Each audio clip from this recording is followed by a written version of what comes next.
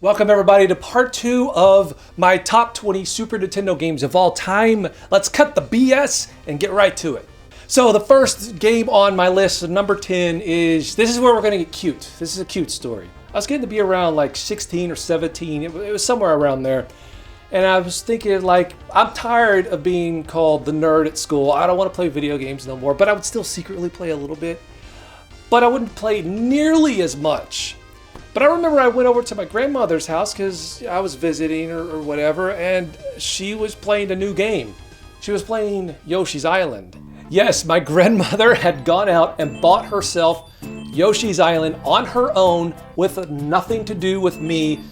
Chris wasn't even going there that often. It was strictly for her. She wanted to play another Mario game. And when I read the title and it said Super Mario World Part 2, I was like, whoa, crap, they came out with a Part 2. It was vastly different. You control Yoshi, you don't even control Mario. It's different in every way from Super Mario World. I don't even consider it at all a sequel to the game, which I'm not sure why they call it that. Probably just to get more people to buy it. But regardless, it's still a great game. And the mechanics and everything was totally different and new for me. I'd never seen anything like that before. It was very original. When my grandmother finally put it down and I got a chance to play for myself, I got immediately hooked. And I started coming over a little bit more often to my grandmother's house to play Yoshi's Island.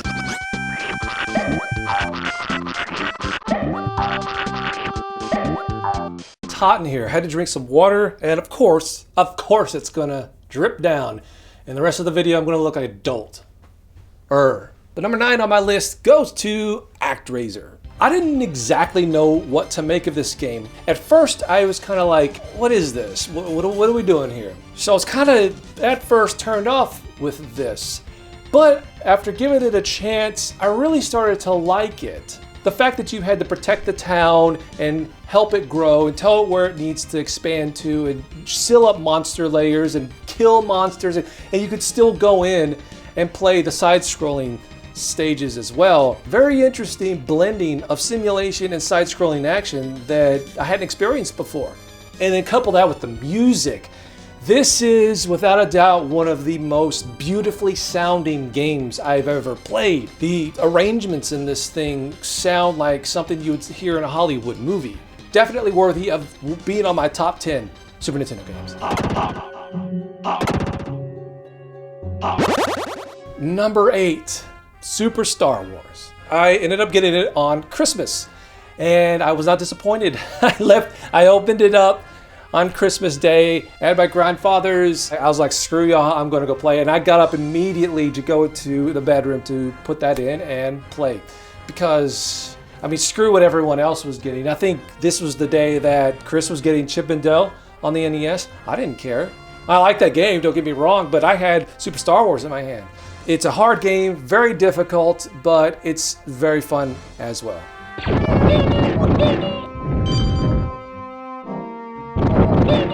So we're down to number 7 here. The funny thing is though that 5 of the next top 7 is what I like to call in my gaming life the original 5. The original 5 Super Nintendo. Kind of like the original 5, the Cylons. But these original 5 games were, I don't know why that's funny. It's not really. But these original 5 games are the original 5 games we owned with our Super Nintendo. And this is one of them. UN Squadron. Yeah, it's another example of me seeing this in an issue of Nintendo Power. And I had never seen the arcade or anything, but to me this looks so cool. And I played shooters. I really wasn't a huge shooter fan.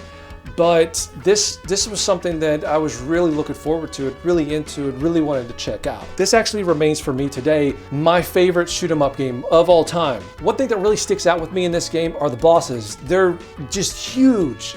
You have to go and fly back and forth several times just to kill all the elements in any particular boss, which are really bases a lot of the times. And boy, does this game get hard. A lot of the way to get through it though is to just grind and get a lot of money so you can buy jets and upgrade your jet. And that's I'd always go for the A10 was the next one I'd get up because it would shoot in the ground. and I thought that was just extremely handy. Some of the best music on any video game that I've ever heard. So UN Squadron, it's a good.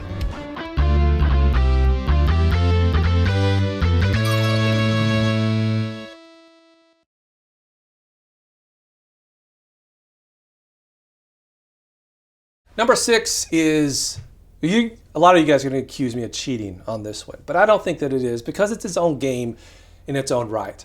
And that's Super Mario All-Stars. When this game came out, I really wasn't playing much of Super Mario Bros. 1, 2, and 3 anymore. It was all about the Super Nintendo. However, I was just very fascinated about the prospect of playing those original games in 16 bits with better graphics, better sound, better everything. I was definitely not disappointed. I remember when we got it, I played Mario 1, 2, and 3 just all the way through. It was like I was playing it for the first time. It was just an amazing experience. It was that generation's version of an HD remake, and I loved every second of it. But beyond that, there was a game that we never got here, and that was the real Super Mario Bros. 2, which we called the Lost Levels. Now, upon discovering this game, I had my ass handed to me. It was so much more difficult than I had ever imagined it could be. But with new music and better graphics, it was just a really cool experience to revisit, which it's kind of funny to say, but revisit those classics that I stopped playing for maybe 2 years all over again in a new way and a new light. Super Mario All-Stars is one game that I will always put in and have just an amazing time with.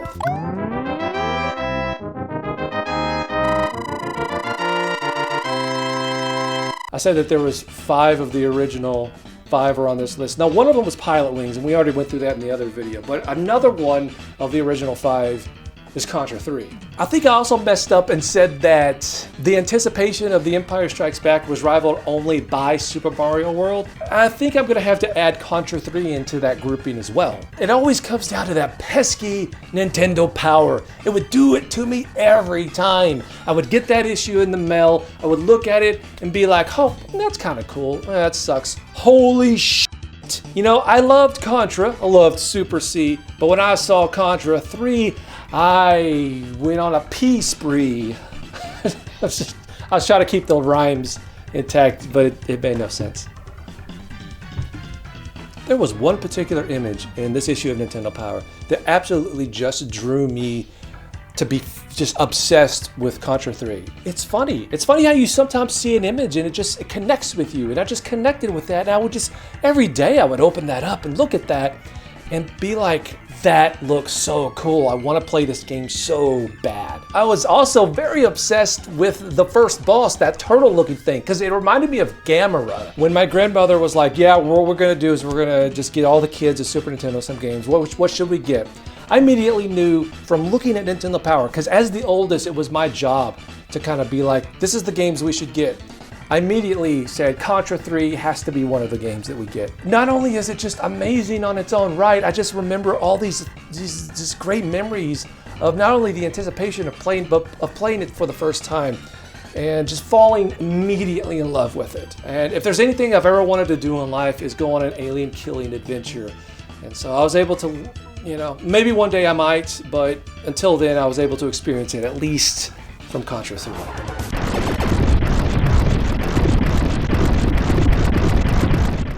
I'm sure you knew this was coming sooner or later. TMNT 4, Turtles in Time.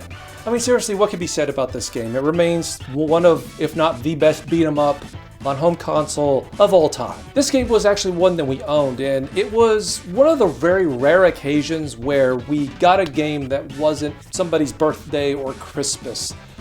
Turtles 4 had come out, and me and Chris basically begged our grandmother, and we're little and tried to get her to go to Toys R Us and get Turtles 4, and she did. And we followed her there. We got Turtles 4. Well, we followed her. We went with her. It's not like we drove ourselves. And the funny thing about this game is Turtles 3 came out maybe a little bit before this game, I think. And that just kind of got overlooked in my gaming history. We rented it. All the other games I owned Turtles 1, 2, and this one, but 3 we just rented. And I remember just thinking, well, I mean, it's not Turtles 4. Of all the Super Nintendo games out there, I have probably played Turtles 4 the most. It's still a game to this day. When Chris and I still, when we're at his house or my place, when we sit down to play Super Nintendo, it's Ken Griffey and Turtles in Time, without fail. I'm sure none of you are surprised that it's on this list. It was only a matter of time. And we got 3 games to go, which, I don't know. Honestly, I'm debating whether or not are even better. To me, the top 4 or 5, it's all just kind of like in this area where they're all pretty much level and even to me. So, but anyway, let's go to 3.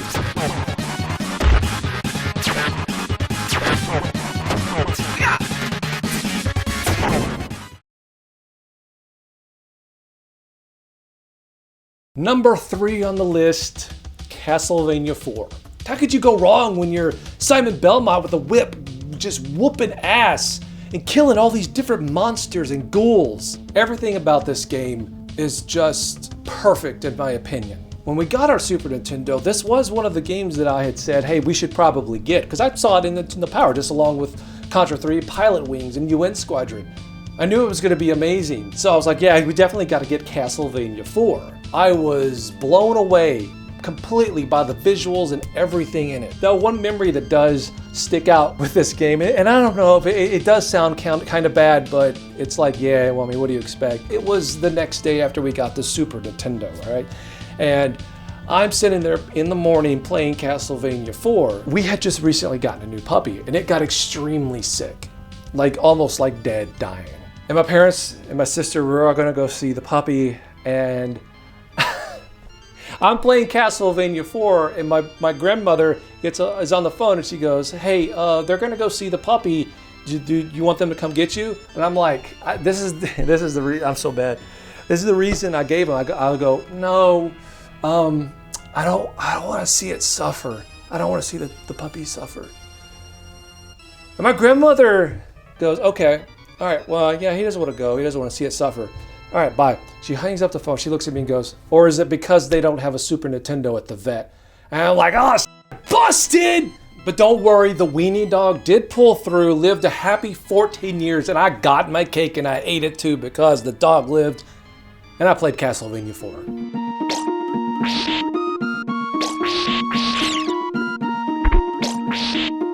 Number 2 is no surprise, Super Mario World. My most anticipated game, literally, of all time. There's this picture that's ingrained in my head. It's Howard Phillips. And this is one of the first glimpses I ever saw of the Super Famicom, soon to be Super Nintendo. It's at the back of the issue of Nintendo Power, and he's just sitting there with this shitting grin on his face, and in the background on this little TV is a Super Famicom and Super Mario World, and I just saw that and I was like, wow, that looks like I need it. I mean, when I say I anticipated this game, like you take any idea that you have of anticipation and you multiply it by 10. At the time, this game is being billed as Super Mario Bros. 4. And I was like, wow, okay, so we're getting a new Mario game and it's gonna be in 16 bits. I couldn't hold my shit. I was shitting everywhere. Or just right down the hallway. I'd get up in the morning, I'd shit on the floor. My mom would get pissed off and clean it up, and it's okay, that didn't happen. But I was anticipating this game like no other. It's a sensory overload. I was fascinated just by the names of all these different lands. You had like the Donut Plains, Vanilla Dome. I was like, wow, they all gonna be like dessert themed? But then I would see the maps of all these different levels, and I would just be like, okay, well, no, it's not, but they look cool anyway. I cannot put in words how many times I would open up this issue of Nintendo Power and skim through the pages in the months and months and months before we were able to finally get our Super Nintendo on Christmas. I think it literally became an unhealthy obsession on my part. I couldn't concentrate in school. All my friends kind of were like, I don't know who he is anymore. I'm just kidding, I didn't have any friends, but if I did, they would have said that. It's like you took Super Mario Bros. 3 and you just turned it into a mutant, awesome conglomerate of badassery. Just thinking about the nostalgia of this game bringing me warm fuzzies inside. Then you take the game itself, beyond the nostalgia, beyond the memories, and just hold it right there as a game, just in its own merits. And I just firmly believe it's one of the best games ever made. It's, I would say, tied with number 1, but I have to have a number 2 and a number 1 because this is a list, but it's tied.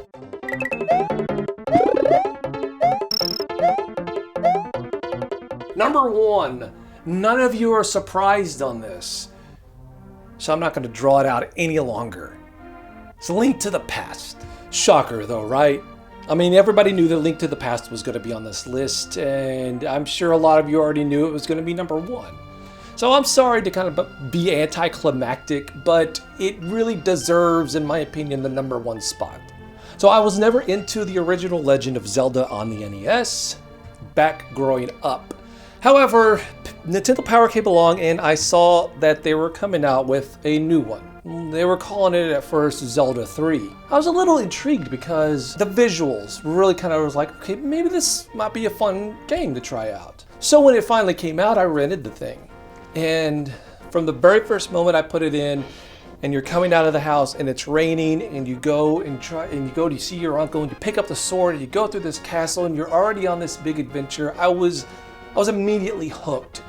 I knew I was going to fall in love with this game, and I did. And as soon as I had to return this game, I knew I'd be owning it at some point. And a little bit later on down the road, I made it my mission to go and buy this game. And I bought it with my own money. I earned money and was able to buy it on my own, which was a great feeling, by the way. And I loved to be able to discover things on my own. I could get secrets in Nintendo Power, but I really liked discovering things by myself. And I did that a lot in this game. It not only made me a fan of a new genre of games, but a new franchise as well. It converted me into being a Zelda fan. And to this day, Zelda remains one of my favorite series of all time. I'm just kind of disappointed in the last one. Yes, I will say it. I thought Breath of the Wild kind of was overrated. But I will still have my memories of A Link to the Past to go with me forever. And it always brings me to my happy place.